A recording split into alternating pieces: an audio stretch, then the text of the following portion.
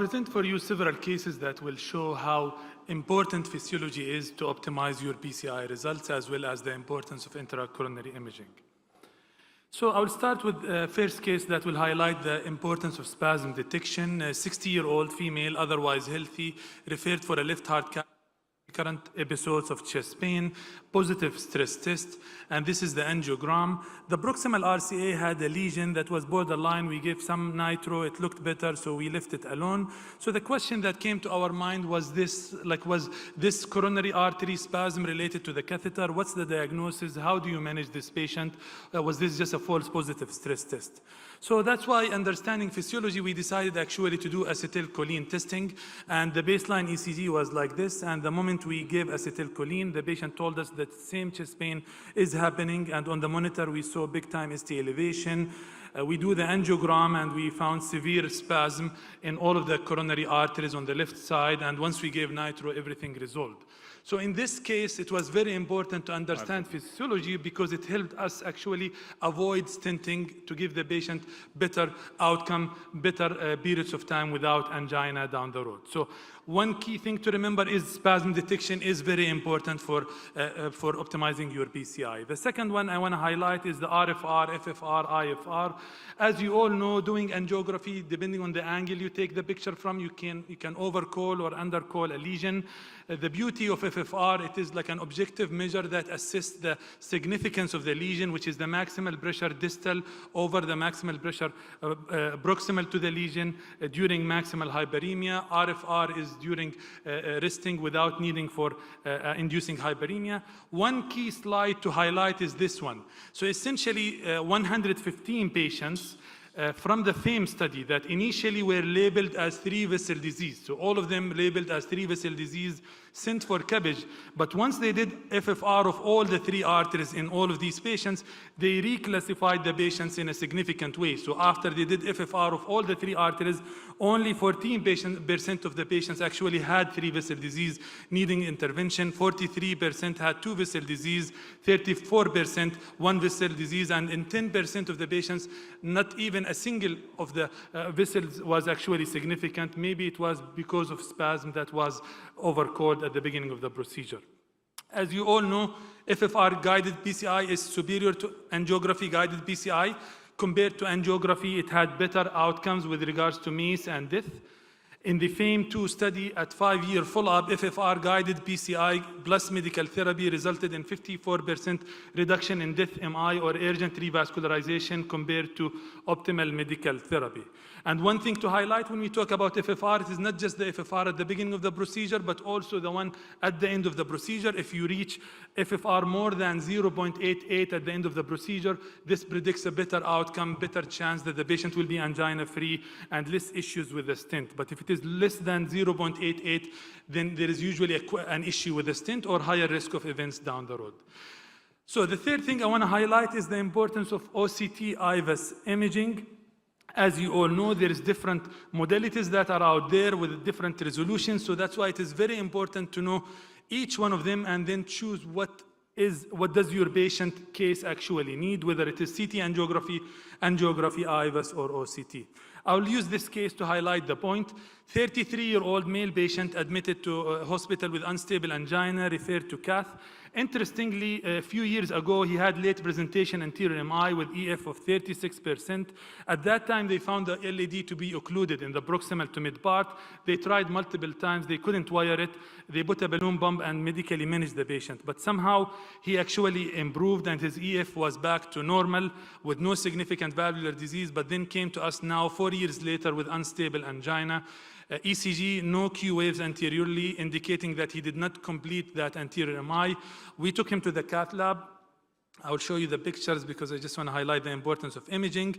If you look at the LED here, where it was occluded in that mid part, last time it was occluded, now it looks like funny, multiple lumens. On angiography, you can make your guess and so on. But we needed more imaging here to help us, number one, understand the pathology that we are dealing with, and also to plan our PCI in this case. So doing OCT, As you can see, very, very high resolution, and as you can see there on the OCT run, you can see the entry into the dissection, and then you see multiple lumens within that area of previous thrombus, most likely or recanalized thrombus. And the beauty of OCT then with the imaging, we could tell that our wire distal is in the lumen, proximally in the lumen. We planned our stent and we gave him the best result possible. And that's the beauty of using imaging for intracoronary imaging for PCI.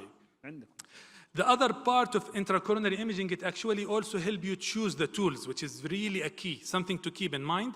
I like this diagram that helps you in a way to try to choose which tool you should use for your patient when you do the PCI. But essentially, in simple terms, if the lesion is crossable with OCT or IVUS, then you do it, and then based on the location of the calcium, it will help you choose what kind of atherectomy device to use. If you cannot cross it and balloon uncrossable, then you use rotational or orbital atherectomy. In some patients, actually use laser if it is a fibrotic lesion. But as you can see, intracoronary imaging can really even help you choose the tool you want to do the atherectomy with. One study to highlight when we talk about intravascular imaging is this study, Renovate Complex PCI, published in New England Journal of Medicine, that compared intravascular imaging guided versus angiography guided complex PCI. These are the kind of patients they included, the complex lesions they included. You see these cases every day in the cath lab. And essentially what they found is when you use imaging-guided PCI, compared with angiography-guided PCI, you have much better outcomes when it comes to targeted vessel failure. And when you look into the different outcomes that they looked at, even death from cardiac causes was better in the intravascular imaging. And keep in mind that this is just imaging. This is not actually a therapeutic tool, but when you get the piece of information you need from imaging and apply the appropriate therapy, then you actually improve the patient outcome based on that. So just to show a quick case, left main bifurcation, very calcified, and applying the same algorithms with imaging, it helped us decide which tool to use, and then sizing the stent, doing the bifurcation PCI, and had a very good result at the very end of the day. So a few other points to highlight regarding intravascular imaging as well as physiology. PPG. PPG is a newer index, comes like a physiology index called the pressure pullback gradient. What it does, it is like the FFR, but over the lesion length. It quantifies for you in a way how diffuse the lesion versus how focal it is. The more focal it is, the number will be closer to 1. And with that, you end up having more likely chance that when you do PCI, you will have a good FFR at the end of the day and better outcomes that was shown in several studies published in the last year. So another physiology index that is there available for you to help you to decide when it comes to PCI which way to go.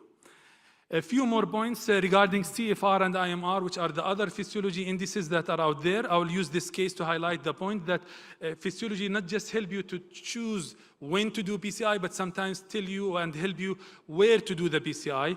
In this patient, 46-year-old male patient with angina, with the past medical history of diabetes, hypertension, dyslipidemia, non-STEMI in 2020, PCI done at that time, now more angina, diffuse 3-vessel disease. I'll show it to you in a minute. They did DCB to all the vessels, but nothing worked. He came to us with recurrent angina, class 4, on all the optimal medical therapy. We switched him to IV nitro to settle him down. The troponin was negative with normal LV systolic function, with a benign-looking ECG. And when we did the cath for him, we found diffuse disease in the distal vessels. There was a lesion in the mid-circumflex coronary artery lesion that we further assessed with FFR, and it was negative by FFR. And hence doing the microvascular study, CFR was very low at 1.8, IMR resistance was very high, indicating that microvascular component with small vessel disease. And hence, in this case, physiology guided us into actually another kind of PCI, which is to do PCI to the vein in the heart, the coronary sinus. And that's what we did, implanting a coronary sinus reducer in this patient. And with that, his angina improved in a dramatic way, and he has been doing well for a long period of time. So I guess one more point I want to make before I conclude is imaging help you when it comes to PCI. Imaging and physiology help you when it comes to PCI. But now we have also more evidence about what to do with the patients who come with myocardial infarction with no obstructive coronary artery disease on angiography, the Minoka patients. You all come across such patients in the cath lab in a very common way. What this study did, they just published this recently in TCT. Essentially what they did is they randomized Minoka patients into standard of care, which is coronary angiography followed by dual antiplatelet therapy, beta blocker, so on, versus stratified treatment. What they meant by the stratified treatment, they did actually more imaging and physiology to help them understand what caused the patient MI to start with. So they did OCT looking for erosions and unstable plaques. They did acetylcholine provocation testing looking for epicardial and microvascular spasm. And they did cardiac MRI a few days later to also look for patients of myocarditis. In selected patients, they also did TEE.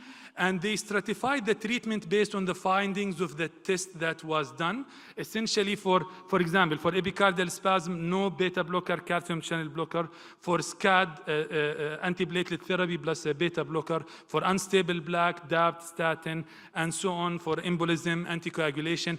And what they found is that by doing this, by actually making the correct diagnosis, giving the patient the correct treatment, you help the patient in a significant way.